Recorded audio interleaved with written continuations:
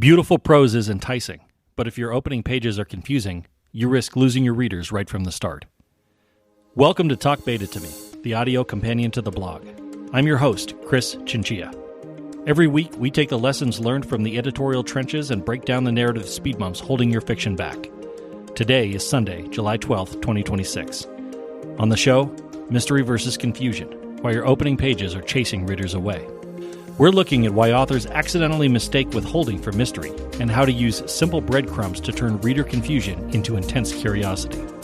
This episode was recorded live on X in front of a real-time audience on Wednesday, July 1st. Stick around after the core craft reading for our raw, unedited community Q&A, followed by our signature Something Weird trivia segment. Let's go down to the live trenches. Welcome to the very first live audio session for Talk Beta to Me. I launched this space as a straight-talking, practical resource for fiction writers. I've been working as a professional developmental editor and beta reader, reading hundreds of manuscripts and working with writers across 6 continents. Over the years, I started seeing the same narrative speed bumps tripping up brilliant stories.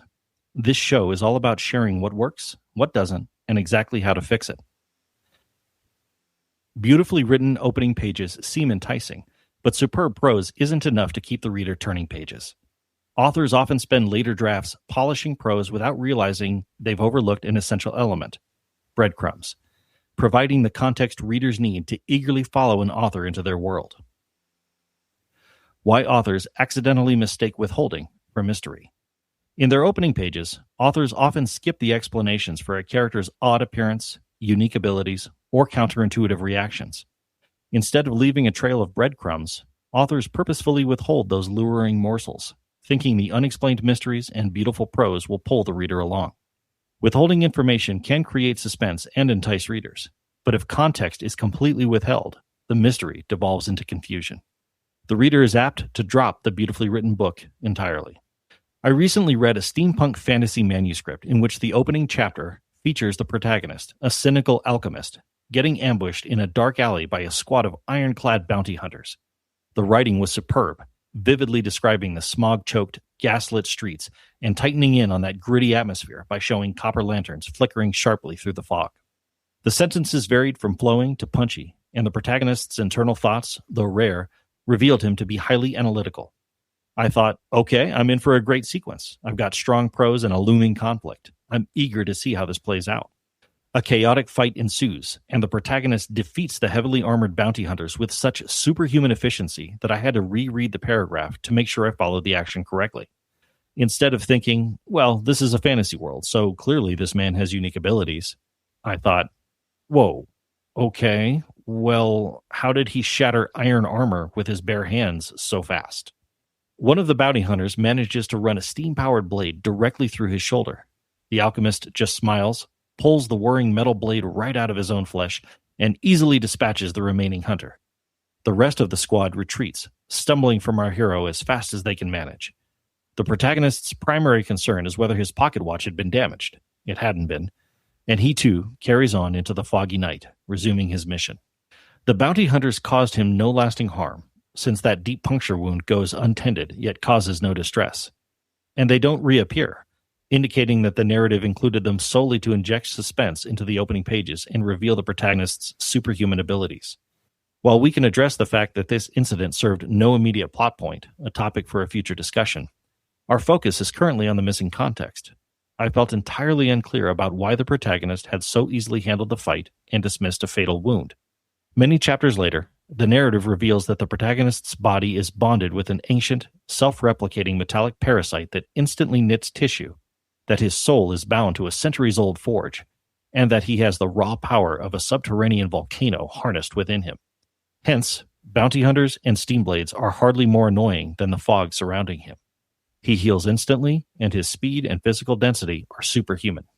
The backstory details are fascinating, and the writer made the right call to withhold the full explanation until later. The problem, though, was that the alley fight scene hardly hinted at any of these details. We saw a confident smile, a blasé reaction to a massive puncture wound, and a superhuman victory. But we're left asking, how? Why? In other words, we're confused, not curious. The problem isn't a lack of clarity in the writing. The prose remained vivid and well-crafted. The problem was a lack of revelation. How can you fix your opening pages?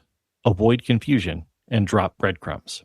You can reveal what's valuable while withholding what's necessary by giving readers a trail of breadcrumbs to follow. Let's return to that alley fight. If the metallic parasite beneath the protagonist's skin suddenly burns white hot, sending a warning jolt of liquid fire down his left leg, and he ducks just in time to avoid the first hunter's ambush, we'd get some valuable context. In other words, a breadcrumb. We need not be told the backstory of the ancient forge or the parasite, not just yet. But if we can understand that the protagonist's initial superhuman awareness came from a physical, supernatural reaction within his own skin, we think, whoa, that's interesting. We've swallowed the first breadcrumb, and now we're naturally looking for the next one. We expect to spot it quickly and find it within easy reach. When the protagonist looks down at the steam blade a hunter jammed into his shoulder, yanks the metal out, and watches a liquid silver sheen instantly seal the torn leather and flesh before returning his attention to the fight, we think, so his body is modified or enchanted. Another breadcrumb. If he strikes an armored chest piece with an impact that rings out like a blacksmith's anvil, it seems like a natural, exciting extension of his abilities. Readers think, sure, that makes sense. If his body can auto-repair with metal, his bones are probably dense enough to smash iron. Now, we're following the trail easily. Given the opening page's brief but vital clues, the narrative has primed us to look for those abilities, delighting us when we see them. We'll have lingering questions about where this breadcrumb trail will lead. What is that silver stuff in his blood? Where did these forge powers come from? But we're no longer confused. Now, we're curious. You don't have to spoon-feed the reader or reveal your plot twists in Chapter 1, but you do have to lay out the breadcrumbs in plain sight. If you're hiding the breadcrumbs beneath rocks and behind bushes, your impatient reader will look around, shrug, and go find a different book to wander into, one where the breadcrumbs are plain as day.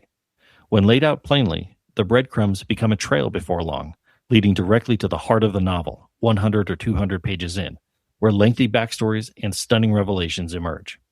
Beautiful prose is certainly enticing, but if you want to draw readers in, feed them the breadcrumbs of absolute clarity.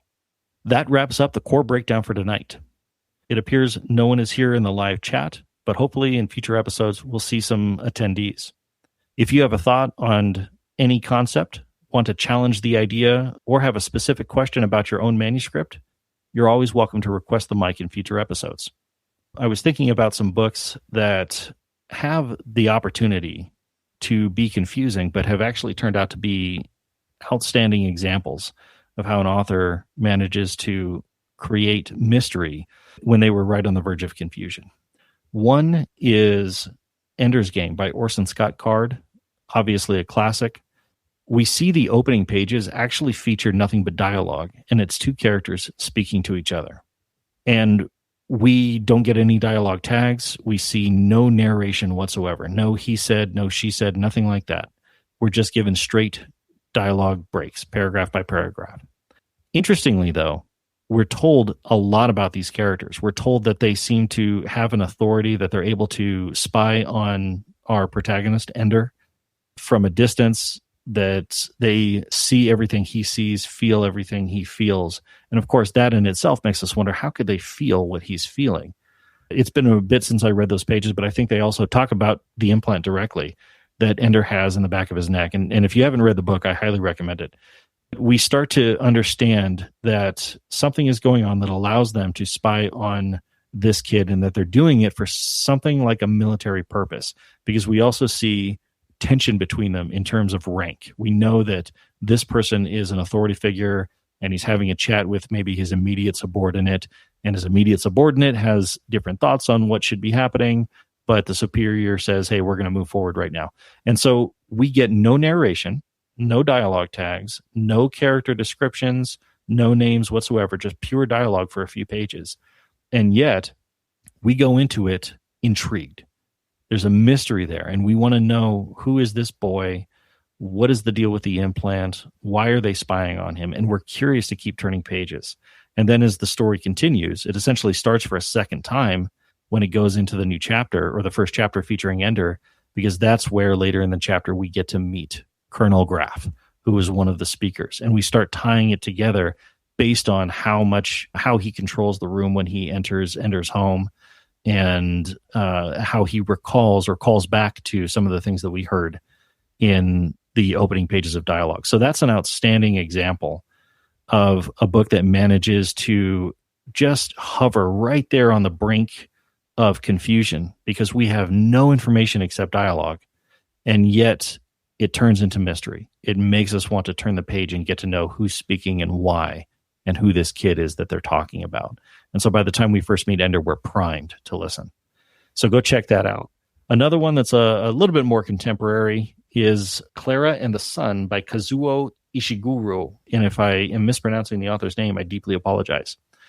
This is a sci-fi. I've described it as a sci-fi that has almost the feel of being a futuristic sci-fi that has like an historical feel. It's kind of, I'm actually flipping through the book right now. You can probably hear the pages. Yeah, so I'm just looking. This was from 2021. And what Ishiguro does in his opening pages is basically let us know that there is, I think it's an artificial friend, an AF, and we're getting the story from this, essentially this robot's perspective. But we aren't told through massive exposition or clunky dialogue along the lines of, as you know, Bob, we're not told through anything like that Clara is a robot. Instead, we're fed hints of it.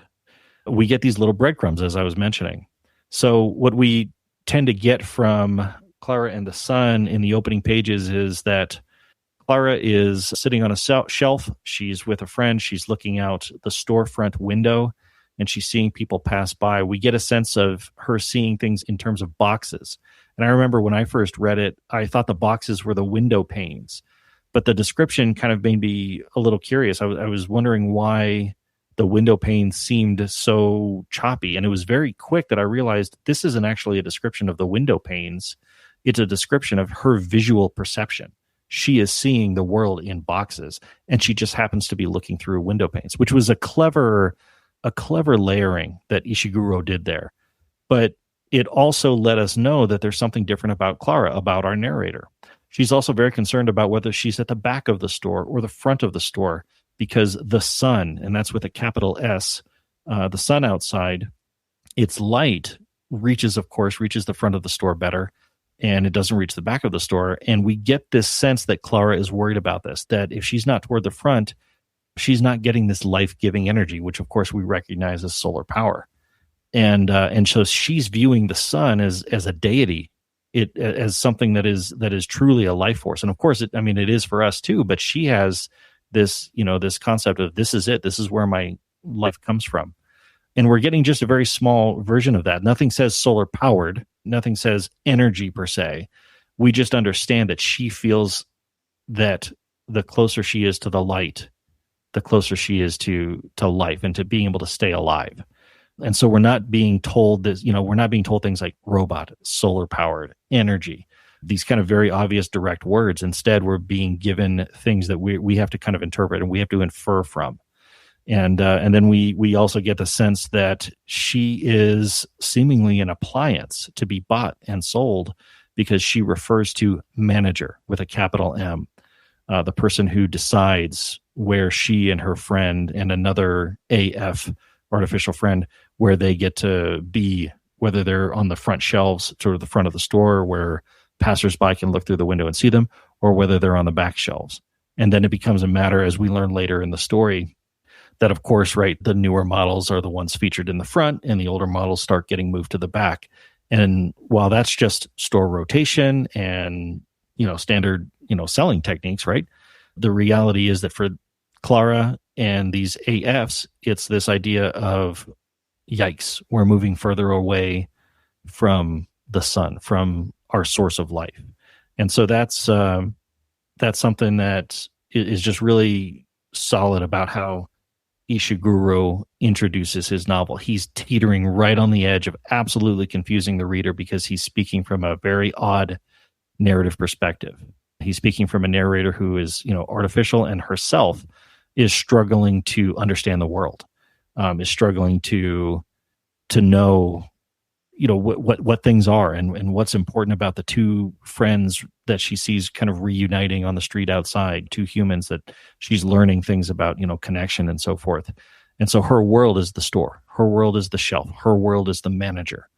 And through those breadcrumbs, we see what's going on, that she's artificial, that she's meant to be bought and sold, and that, of course, she is meant to serve humans probably in a very unique capacity. We're not talking about a robot that does dishes. We're probably talking about a robot that is meant to be a companion. And I'd have to look at the opening pages, but I don't think we actually see artificial friend spelled out for a few pages, if not actually in another chapter. So in the opening pages, we see AF, and that's it. But that's because Clara, that's how she thinks of herself, AF. If you're a listener and you live in the United States, you might say, hey, I'm from the U.S., and might not even really think about it until maybe someone that you're speaking to is U.S. What exactly are you referring? Oh, the United States, right? So by leaning into Clara's perspective, how she sees those boxes, her relation to and her drive to be near the sun and the front of the store, her relationship to the manager as something that controls or someone who controls her fate, and even how she thinks of herself are all breadcrumbs that help us understand the context. So if you haven't read either of these novels, I highly recommend it. Again, we're talking about Ender's Game by Orson Scott Card, a classic science fiction, and Clara and the Sun from 2021 by Kazuo Ishiguro. So fantastic pieces. Thank you so much. If you're listening to this after the fact, I really appreciate your time and attention. And hey, if you have any questions or you'd like to be part of the podcast, you're more than welcome to join us next week. After all, this is Talk Beta to me. And so, hey, let's talk beta. And that wraps up our live community session for the week. If you want to grab the mic yourself, ask a question about your current draft, or just hang out in the trenches with us, we broadcast live on X every single Wednesday at 5:30 p.m. Pacific Daylight Time. Our next live session is Wednesday, July 15th, and I'd love to see you in the room. If you want to stop guessing if your pages are working and get an objective, disciplined eye on your manuscript, head over to talkbetatome.com to check out my one-pass developmental diagnostics or book a one-on-one story strategy session. Before we go, it's time for something weird. Did you know that gravity actually warps time? Because gravity is weaker the farther you get from the center of the Earth, time actually moves a fraction of a second faster at the peak of Mount Everest than it does at sea level. So, if you want to live a technically longer life, buy a house on the coast. Go drop those breadcrumbs and let your readers eat them up. I'm Chris Chinchilla. Thanks for listening. See you next week.